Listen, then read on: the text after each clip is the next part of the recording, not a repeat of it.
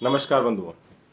जातिगत जनगणना जातिगत जनगणना बिहार प्रदेश ने अपने राज्य में करवाई और उसके बाद में समूचा विपक्ष कांग्रेस के साथ भी इसी बात को लेकर लग गया कि जातिगत जनगणना होनी चाहिए।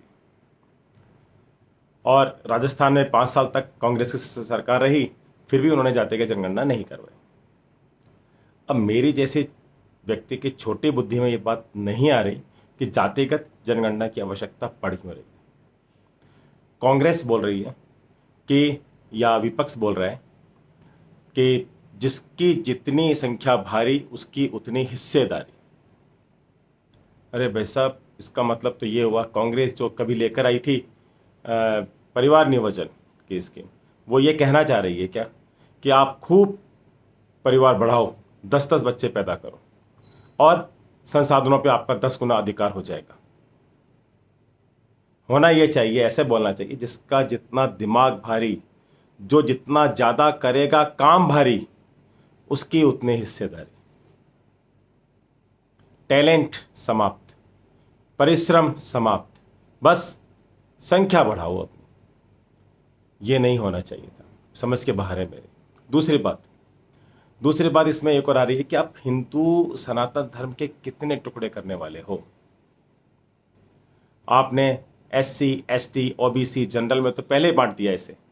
अब OBC की 50 से अधिक यदि जातियां हैं OBC के अंदर, तुमको 50 से अधिक टुकड़े करने वाले हो क्या? और आरक्षण किस प्रकार देने वाले हो? उस OBC का जो परसेंटेज है आरक्षण का, उसको कितने भागों में बांटोगे?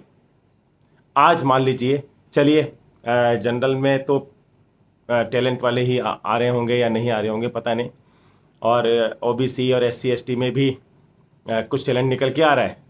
और OBC वर्ग के अंदर जो टैलेंट निकल के आ रहा है, कोई एक समाज, ऐसे ले रहा हूँ मैं, किसी विशेष समाज की बात नहीं कर रहा, सैनी समाज है मान लीजिए, या सेन समाज है मान लीजिए, चौधरी समाज है, वो OBC में उसका टैलेंट यदि जितने परसेंटेज चौधरी समाज को मिलनी चाहिए उससे अधिक टैलेंट यदि OBC में लेके आ रहा है, तो OBC में ही है ना वो। अरे उसके अलग अलग भाग क्या करने, वो है ना, तो उसको आने दो ने। अब आप चाहते हो ना उसके यदि 5 सदस्य चुने जाते हैं तो ना उसके 2 ही चुने जाने चाहिए, 3 तो उसके चुने जाने चाहिए किसी और के। कितना करोगे? माफ करो भाई, ये एक्सपेरिमेंट करने माफ करो। देश को तरक्की करने दो, देश में टैलेंट को आगे बढ़ने दो।